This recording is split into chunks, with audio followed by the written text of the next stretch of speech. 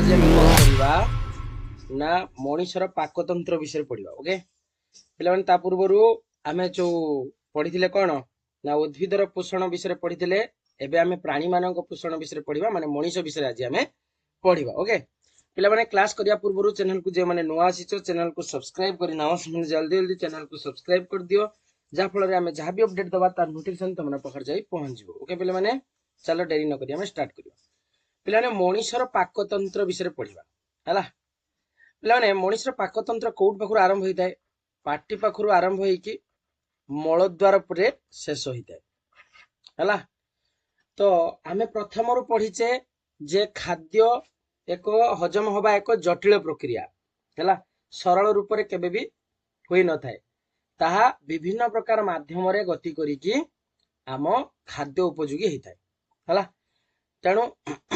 मनीष गुटे पिला माने की प्राणी कहि परिबो ना मनीष गुटे होची सर्वहारी प्राणी। मनीष होची की प्राणी सर्वहारी प्राणी हला। आमे जहाँ भी खाद्य खाउचे सेटा एबे कहिथिले ना जटिल खाद्य सेटा पाक नळी रे पाचक रस द्वारा सरल और शोषण उपयोग होइकी खाद्य रे परिणत होइताय हला। जहाँ खाद्य खाउचे आमे एटा जटिल रूपे खाद्यटाको ग्रहण करूचे से सरलीकृत होइकी आम शरीर किसी रक्त रे मिसुची आ किसी वर्ज्य आकार आम शरीर बाहरी होची। तो जो खाद्यर सरल को आमे कोन कहिबा ना खाद्य जीर्ण बा हजम हैला बोली कहिथौ। खाद्यटा तळे जाईकी हमर कोन हैला ना जाईकी होची पाकस्थळ रहिला। ए पाकस्थळ गुटे खाद्यटे रहिला, खाद्यटा रहिकी सेटा धीरे धीरे एसिमिलेशन हबो हेकी किछि तमर कोन हबो ना ए अग्नाशय बाटे देईकी हला तमर निष्कासित हुई हला। तो এই যে জিনিস জানিছো খাদ্য জীর্ণ হইলে তার দরকারি অংশ শরীর গ্রহণ করন যেটা আমি তোমাকে কইলি রক্তরে কিছু মিশি যায়, রক্তরে মিশি যায়। অদরকারি অংশ মল রূপে শরীরରୁ নিষ্কাसित ହୋଇଥାଏ ହେଲା। ଅଦରକାରୀ ଅଂଶଟା ଶରୀରରୁ ମଳ ରୂପେ ନିଷ୍କାସିତ ହୋଇଥାଏ ହେଲା। ହଉ ଦେଖ फास्ट होची हमर खाद्यर फास्ट कोड स्टार्ट होता है पाकस्थली पाखरु। तेणु से पाकस्थली विषय हम फास्ट देखा। पाकनळी पाटीरु आरंभ होइकी मलद्वार रे शेष होइताय। पाकनळीटा पाटीरु आरंभ होइकी मलद्वार रे शेष होइताय। बयप्राप्त व्यक्तिर एहार लंब पाखापाखि 6 रु 9 मीटर। ताने से जो पाकनळी जेटा ओएसोफागस बोली आमे कहूचे सेटा तमर लंब होची केते ना 6 रु 9 मीटर। केते हिताय 6 रु 9 मीटर हिताय। पाकनळीर गठन और कार्य उपर निर्भर करी एहाकू विभिन्न भाग रे भाग करा हिची जथा पाटी जेटा तुम कहछो माउथ मुख गहर बुकाल कैविटी ग्रसनी फैरिंग्स निगल बा ग्रासनळी जेटा को हम कहछे ओएसोफागस आउ पाकस्थली जेटा को कहछे स्टोमक क्षुद्रांत जेटा को कहछे स्मॉल इंटेस्टाइन बृहदंत्र जेटा को हम कहछे लार्ज इंटेस्टाइन मलद्वार जेटा को कहछे रेक्टम मलद्वार हला मलाशय मलद्वार तो आनस हला। एई भलिया भाबे हमरो टोटल केतरा अंश रहिला गोटे दीटा तीनटा चारटा पांचटा छटा सातटा आठटा नौटा हला। एई भलिया भाबे 8 9 प्रकार अछि। तो पाकनळीटा देखिताए कमिति ना होची गुटे लंबा ट्यूब परी एहार कांथ वर्तुल बा चक्राकृति बेसी और लंब भाबरे विस्तृत बा अनुदैर्घ्य पेशी द्वारा गठित होइथाय। कान पाकनळीटा काहा का द्वारा गठित होइथाय ना गुटे लंबा ट्यूब भलिया कांथ आहार कांथटा वर्तुल बा चक्राकृति पेशी भलिया होइथाय और लंब भाबरे विस्तृत बा अनुदैर्घ्य पेशी द्वारा गठित होइथाय। एही दुई प्रकार पेशीर संकुचन और शिथिलन फल रे खाद्यमंड ग्रसनी रे मलद्वार पर्यंत जाइथाय। केते पर्यंत जाइथाय खाद्यमंडटा ग्रसनी रो मलद्वार पर्यंत जाइथाय। पाकनळीर एही चलन को पुरसरण बा पेरिस्टालिसिस कुआ जाय। शॉर्ट क्वेश्चन आसीबो पाकनळीर चलन को कोन कुआ जाय ना पुरसरण बा पेरिस्टालिसिस बोली कुआ जाय। ठीक अछि देखो हमें फास्ट पढ़िबा पाटी और मुख गहर विषय पढ़िया जेटा को माउथ और वोकल कैविटी बोली कहउछे। पिला माने हम पाटीटा को के घेरिक रहिछि हम पाटीटा को ऊपर उठ आ तळ उठ एमती पाटीटा को घेरिकी रहिछि हला। पाटी भीतर को रहिछि मुख गहर हला जा भीतर खाद्यटा जाए। एठी देखो फिगर लक्ष्य करो एटा तो एटा यदि तमर पाटी हैला हला एगुडा को मुख गहर अछि माने मुख गहरर दुई कड़र कोन अछि ना मुख गहरर दुई कड़र रहिछि गाल उपरे तालु आ तले रही जीभ तल और ऊपर माड़ी 32टा माने 16टा लेखाएं तुम रहा दांत रहा खाद्य अभ्यास उपर निर्भर करी आमर दांत होची केते प्रकार ना 4 प्रकार हैला दांत होची 4 प्रकार पिला माने दांतडा मन रखिया पई सहज रे मन रखियो ICPM हैला 42 46 एटा कोड नंबर भलिया तुम मन रखि दे परिबो हैला गोटे कोड नंबर भलिया एटा को मन रखि परिबो ICPM 42 46 आई माने होची जेटा तुम कहछ इंसिजर माने कर्तन दांत आमर रही 4टा प्रति माढ़ी रही 4टा ऊपर भी 4टा तले भी 4टा आउ दीटा रही छेदक बा स्वान दांत जेटा को कहछे हमें कैनिनी बा स्वान दांत बोली कहछे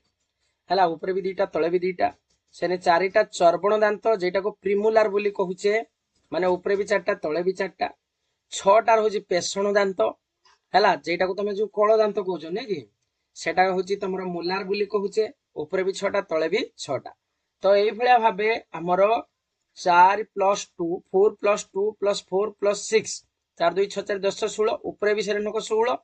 तले भी सेरन 4 + 2 + 4 + 6 एई भलिया मध्ये 16 तो 16 16 32 टोटल अछि 32टा दांत हमर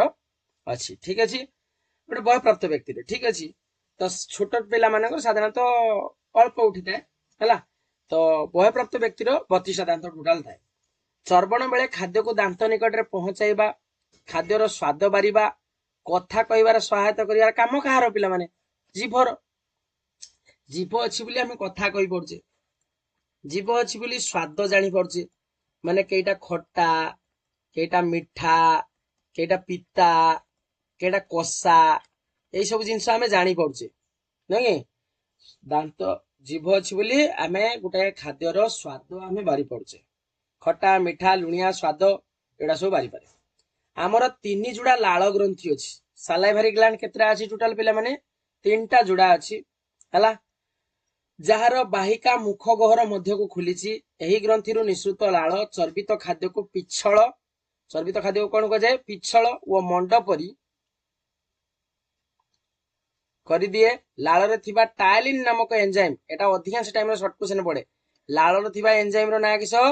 ना टायलिन इंपोर्टेंट हला एंजाइम जटिल श्वेतसार खाद्य को मंडद को माल्टुज रे परिणत करे ताले तमर जो मंडद रहुची से मंडदटा टायलिन एंजाइम उपस्थित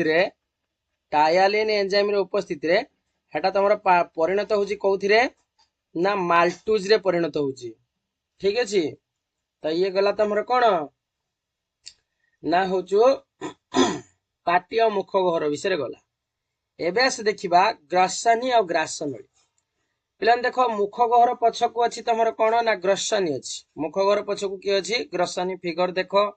फिगर देखि जानो जिंसडा को मुख गहर पछकु तमर एट रहिला ग्रसनी रहिला ठीक अछि अच्छा देखो यार शेष मुंडर रहिछि 2टा द्वार गुटे द्वार लंबिछि श्वासनली भितर को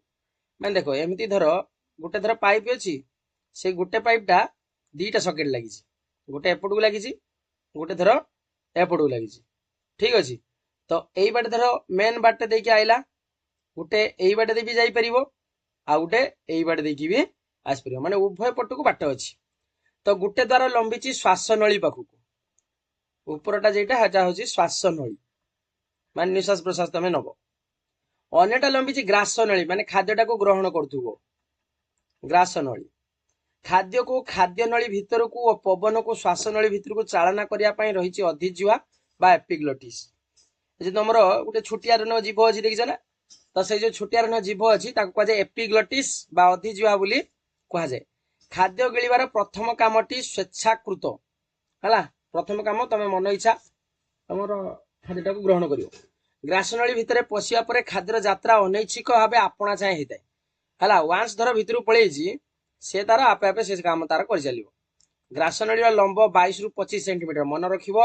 ए जो ग्रासनली लंब होची 22 रु 25 सेंटीमीटर यह पाकस्थली रे मिसिची ग्रासनली रे खाद्यर कोनोसी परिवर्तन हुए नाही ग्रासनली जेरा खाद्यटा खाउचो तो सही अवस्था रे ही से जाइथिबो सेठी से नळी भितरे तो पाकस्थली ही भांगिबो जिंसटा हैला तो आसे देखिबा पाकस्थली विषय रे से कहूची उदर गहरर पिला माने पाकस्थली तुम उदर गहर बाम पटे पाकस्थली अच्छी यार ऊपर भागटा टिके चौड़ा न रहिबो तळ अंशटा टिके उसारिया रहिबो एई भलिया हला एई रन कहि रही थाए हला ऊपर अंश हृदपिंड निकट रे अछि हार्ट पाखरे एटा अछि जेहेतु हार्ट पाखरे अछि तेणु ताको कह जाय कार्डियाक स्टोमाक बोली कह जाय कोन कह जाय कार्डियाक स्टोमाक बोली कह जाय हला और तळ भाग को पाइलोरिक स्टोमाक बोली कह जाय शॉर्ट क्वेश्चन आसीबो ऊपर भाग को कोन कह जाय तळ भाग को कोन कह जाय ऊपर भाग को कह जाय पाइलोरिक स्टोमाक तळ भाग को कह जाय होची सॉरी ऊपर भाग को कह जाय होची तमरो कार्डियाक स्टोमाक ठीक अछि ऊपर भाग को कह जाय कार्डियाक स्टोमाक तळ भाग को कह जाय पाइलोरिक स्टोमाक पाइलोरिक स्टोमाक शेषरे थिबा मुद्रिका आकार मांसपेशी बा अवरोधर संकुचन और उन्मोचन फल रे पाकस्थली अर्धजीर्ण खाद्य अल्प अल्प परिमाण रे खिद्रांत मध्य को प्रवेश करे हला का भीतर प्रवेश करे खिद्रांत मध्य को पाकस्थली भीतर आच्छादन रे अनेक ग्रंथि रहिछि एही ग्रंथि रु पाचक रस बा गैस्ट्रिक जूस खेरित हुए प्लान धर किछि पिला माने किछ करथिबे ना होछि अधिकांश टाइम रे उपास रहउथिबे उपास रहिले देखो सबोले मेसिन टा चालू अछि धर जेमति गोटे धान कुटा मेसिन हैला गोटे धान कुटा मेसिन कोन होउछि ना होछि धान ता भीतर पसुछि गोटे पटर बाहरी होउछि कोन कुंडा बाहरी होउछि गोटे पटर चावल बाहरुछि नै ठीक हम शरीर ठीक सेही भलिया हैला जदि हमें बिना कारण जदि कोनोसी कोन करिबा ना होछि मेसिन चलेबा मेसिन आपे आपे पुडी जिवो ठीक अछि सेही भलिया हम शरीर रो जदि हमें धर हम खाद्यटा हजम हेला पर जदि हमें उपास धर रहिले उपास रहिले कोन हबो सब बेले से पाचक रसटा सब बेले खेरित होउछि पाचक रस खेरित होउछि बोली खाद्यटा हजम होउछि गैस्ट्रिक जूसटा ये किस हबो ना तमर चुइंगम जे भलिया नै कि से चुइंगम भलिया माने से लागि जीव होउछि पाकस्थली देह लागि जीव जेहेतु चुइंगम भलिया पाकस्थली देह लागि जाय लागेले कोन हबो ना से होउछि तमरो तम पाकस्थली कोना करि पके जेटा तमे कहबो हम मते एसिड हे बाहर जो से हला तो सेठरे थिबा एसिड रो ना होछि लवण आम्ल बा हाइड्रोक्लोरिक एसिड के एसिड सेटा हाइड्रोक्लोरिक एसिड पाचक रसरे थिबा पेप्सिन एंजाइम अम्लीय परिवेश रे पुष्टिसार जातीय खाद्य को सरल प्रोटीएज और पेप्टून ने परिणत करे ताने पाचक रसरे कोन अछि जो पेप्सिन अछि पेप्सिन नामक एंजाइम से अम्लीय परिवेश रे पुष्टिसार जातीय खाद्य को सरल प्रोटीएज और पेप्टून ने परिणत करे लवण आम्ल खाद्य रे थिबा क्षतिकारक बैक्टीरिया को मारी दी हला ए जो एसीएल गैस रहछि ये कौन करे जो क्षतिकारक बैक्टीरिया जो रहउछि से बैक्टीरिया को से मार दबो हला तो एबे से देखिबा क्षुद्रांत और बृहदंत्र विषय पढिबा ठीक अछि देखिबा सो पिलान से कहछि पाकस्थली रो खाद्य तरल मंड रूपे क्षुद्रांतर प्रथम अंश ग्रहणी जेटाडू तमे कहछ ड्यूडेनम मध्य को प्रवेश करथाय ग्रहणी मध्य को अग्नाशय रु खेरित अग्नाशय रस अग्नाशय रु जो रसटा खेरित होय ता ना किस अग्नाशय रस वो जकृत रु खेरित पित्त खेरित हुए हला आसी खाद्य सह मिसे पित्त रे कोनोसी एंजाइम न थाए मन रखिबो हला माने लिवर जो पित्त अछि एथिरे कोनोसी एंजाइम नाही मात्र यह स्नेह सार जातीय खाद्य को अवद्रवीकरण बा इमल्सिफिकेशन कराई थाए तने पित्त कोन करे ना इमल्सिफिकेशन करे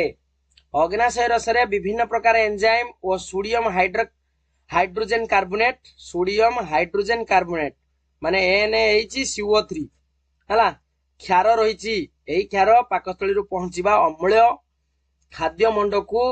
सामान्य क्षारीय कर दिए फल रे अग्नाशय रस रे थिया विभिन्न एंजाइम खाद्य को सरल खाद्य रे परिणत करे देखो तमर एडी देछि श्वेतसार जो एंजाइम रहिछि अमाइलेज सेटा ग्लूकोज फ्रुक्टोज गैलेक्टोज रे परिणत करे आत्मीकरण बेले पुष्टिसार रो प्रोटीएज एटा एमिनो एसिड रे परिणत करे स्नेह सार जेटा तमे लिपिड कहछो सेटा लाइपेज रो उपस्थिति रे फैटी एसिड और ग्लिसरेल रे हेटा परिणत हुए ठीक अछि ग्रहण रो परवर्ती अंश जेजुनम वो शेष अंश होछि शेष क्षुद्रांत बा इलियम को जाय हला ग्रहण रो परवर्ती अंश रहला कि जेजुनम आता शेष अंश रहला कि शेष क्षुद्रांत बा इलियम बोली ताको कहा जाय क्षुद्रांतर एही अंश रे पाक क्रिया संपूर्ण हेबा सह सरलीकृत खाद्यर शोषण होई थाए यार भीतर आच्छादन थिबा अंत अंकुर जरिया रे खाद्यर अवशोषण हेई थाए हला एटी खाद्यर अवशोषणटा हेई थाए अवशोषण परे यह रक्त द्वारा बाहित होई जकृत रे आसी कि पहुंची थाए तने कोठी आसी पहुंचे जकृत रे ठीक अछि ओके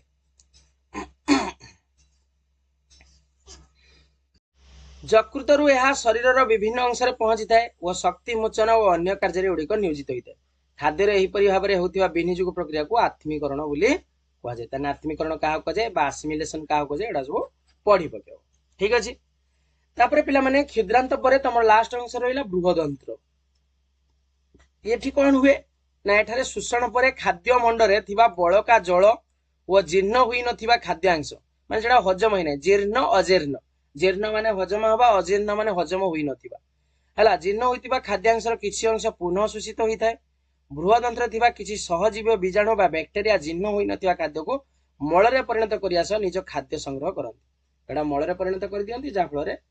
ତାପରେ ସେମାନେ ନିଜ ଖାଦ୍ୟ ବି ନିଜେ ପ୍ରସ୍ତୁତ କରିଥାନ୍ତି। ମଳ କିଛି ସମୟ ଯାଇକି ମଳାଶୟରେ ରହେ ଏବଂ ବୃହଦନ୍ତ୍ରର ପୁରସରଣ ପ୍ରକ୍ରିୟା ଦ୍ୱାରା ମଳ ଦ୍ୱାର ବାଟ ଦେଇକି ନିଷ୍କାସିତ ହୋଇଥାଏ। ଠିକ ଅଛି, ଏହା ହଉଛି କଥା।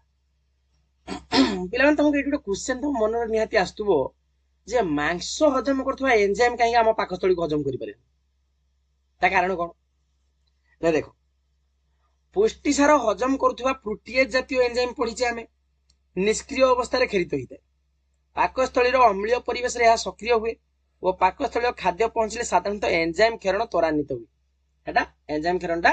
ତ୍ୱରାନ୍ୱିତ ହୁଏ। ଆମ ପାକସ୍ଥଳୀର ଅନେକ ଶ୍ଳୈଷ୍ଟିକ ବା ମ୍ୟୁକସ ଗ୍ରନ୍ଥି ରହିଛି, ଲାଳ ଗ୍ରନ୍ଥି ଯେଟା କହୁଛ, ଓ ସେଥିରେ କ୍ଷରିତ ମ୍ୟୁକସ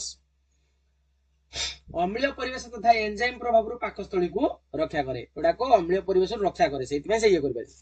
ପାକସ୍ଥଳୀୟ କୋଷମାନଙ୍କ ମଧ୍ୟରେ ଥିବା ନିବିଡ଼ ବନ୍ଧନ ଯୋଗୁଁ ଏହା ସହଜରେ ପେପ୍ସିନ ପାକସ୍ଥଳୀ କାନ୍ଥ ଭିତରକୁ ପଶି ଟିସୁ କ୍ଷୟ କରିପାରେ ନାହିଁ। ଏଥିସହିତ ପାକସ୍ଥଳୀର କୋଷ ପ୍ରତି 2 ବା 3 ଦିନ ବ୍ୟବଧାନରେ ନୂଆ କୋଷ ଦ୍ୱାରା ପୁନଃ ସ୍ଥାପିତ ହୁଏ। ଏଥିଯୋଗୁଁ ଆମ ପାକସ୍ଥଳୀ ପେପ୍ସିନ ଏନଜାଇମ ଦ୍ୱାରା ହଜମ ହୁଏ ନାହିଁ। ଠିକ ଅଛି, ତା କାରଣ ହଉଛି ଏଇଟା। ଜାଣି ହେଲା କି ନାହିଁ? ହେଲା, ତ ତମର ପିଲାମାନେ ଇଏ ଥିଲା ତମର କଣ ତମର ପ୍ରଥମ ଅଧ୍ୟାୟର ବିଷୟ ଥିଲା। ହେଲା, ତମର ଆଜି ସରିଗଲା ଏଟା। ଚ୍ୟାନେଲକୁ ଯେଉଁମାନେ ନୂଆ ଆସୁଛ ଚ୍ୟାନେଲକୁ ସେୟାର, ସବସ୍କ୍ରାଇବ ଓ ସାଙ୍ଗମାନଙ୍କ ସହିତ ସେୟାର କର। ଠିକ ଅଛି, ଆଉ କ୍ୱେଶ୍ଚିନ୍ ଆନ୍ସର ଗୁଡିକ ନିଜେ କରିବ। ହେଲା, ତ ଆଜି ପାଇଁ ଏତିକି ଥାଉ, ପୁଣି ଆମେ ନେକ୍ସଟ କ୍ଲାସର ନୂଆ ଚାପ୍ଟର ନେଇକି ଆସିବା। ଓକେ।